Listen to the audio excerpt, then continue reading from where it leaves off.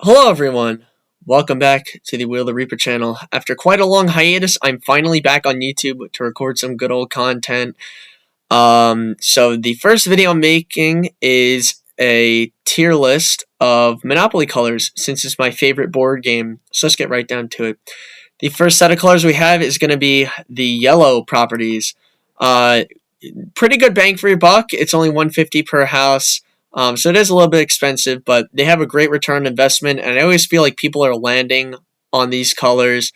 So I just feel like I get good luck with them. But yeah, overall, they are a very good investment. So they're going to get the Moneymaker or A title. Up next, we have the green properties. These are going to be average, your your B tier. Because they cost $50 more per house, $200 per house. And while they do give you a bigger return on your investment compared to the yellow properties, they are placed right after the police tile, meaning that if somebody lands on the police tile, they're not going to stop at the green. Which kind of really hinders your chances of getting landed on. Now, at least with the yellow, if someone lands on the property before that, which is the transportation, you still get a chance for someone to land on it. But with the police tile, you just get immediately sent back to halfway across the board. So that kind of hinders it. And plus, like I said, they're more expensive too.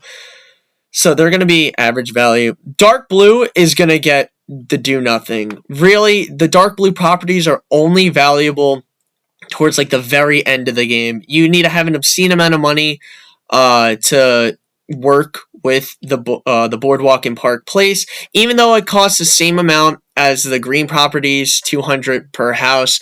There's one less, so you have significantly less chance of people landing on the properties. As well as like they're kind of used for end game purposes. They cost a lot to even acquire. I think it's like $375 and $400 to even buy the properties.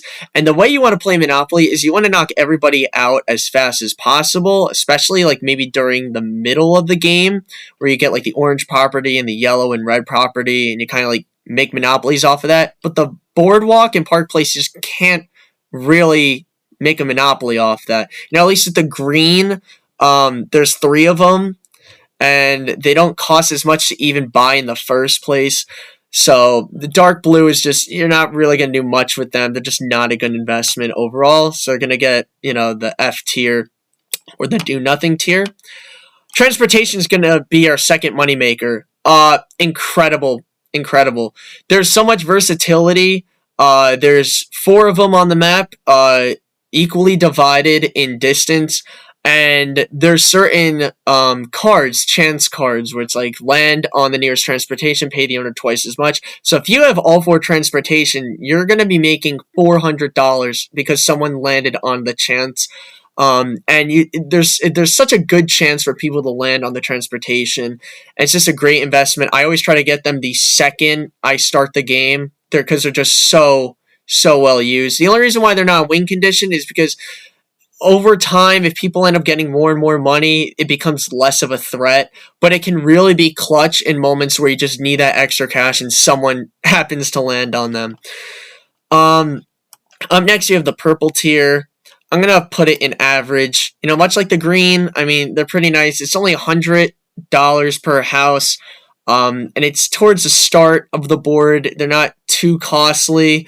But again, if you're trying to start out at the very beginning and win, it is somewhat worth it to buy houses, and get a monopoly for the pink. But I just don't see them being sought out after as much as the other properties are going to be higher up on the list. So they're going to get average. Up next, we have the moneymakers. Up next we have the red, which is also going to be a moneymaker. Honestly, that entire strip of red and yellow is just great. I feel like they have the best return on your investment in the game. They just, for how much they cost, like $150 each, it's just, you just get a lot of money. It's really worth it getting those properties. Up next, we have the utilities. It's going to be low value. I used to really like the utilities, just because I thought they were unique. But in reality, like, the most you can get even with a monopoly is like 180 or something like that, or like 120. They're just not really worth it. I mean, don't get me wrong, they're very cheap. There's something nice to have, but nothing much to them. Win condition for orange. I believe this is the best property in the entire game. It's only $100, so you get, and because they're past the pink, you get a bit more money for them compared to the pink. But more importantly, it's right in between jail and the police. So because it's like right after the jail, but not too far or too short beyond the police or beyond the jail tile, you have a much better chance of people landing on those tiles. At least I feel like they do. Because if you think about it, they occupy the 6th, the 8th, and the 9th tiles in that one little strip on the left-hand side. So if someone rolls a double and they get 2 3s or 2 4s, when they're trying to roll out of jail and not pay the bail, that could help you out a lot. And even if they do pay the bail, they still have a good chance of landing on the orange property. So I feel like you get the best return on the investment in the entire game. It's just such a good property to have. Like, it's amazing to get the orange property, especially early on. Like, so many people end up landing on them because they just keep going to jail, whether they land on the police or they get bad on chance, or they rolled three doubles in a row. The brown property, I'm gonna put at low value. I put it at average value, but the only reason why they're even lower is because even though they're very good at the start of the game, you can't even buy both properties without having to make a full trip around the board. And it doesn't sound like it's that earth-shattering, but you always want to get the properties as fast as you can. And so the fact that you have to go around just to get the very first property, I don't know, it kind of like seals a deal for me as putting them in low value. But they can be utilized effectively, stealing everyone's go money, making sure they get a net loss when they go around the board. That is pretty good. And lastly, light blue, I'm going to put this as a second best win condition, second best property in the whole game. They're very cheap, same cost as the brown property.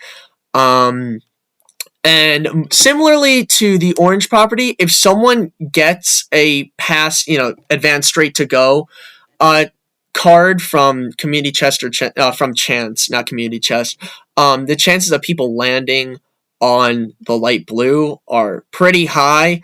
And you just get a very good return on your investment in general. I suggest, if you ever play with friends or family, like, it's the first property you ever try fully monopolizing, because you just get a really good return on your investment. But yeah, so that's gonna do it. I don't take this video too seriously. It's my first video coming out of, hiatus for not recording for a long time. So if you enjoyed this video, please consider liking and subscribing, because I'll at least try to post a lot more of these tier lists of random stuff. But thank you all for watching, and have a wonderful night.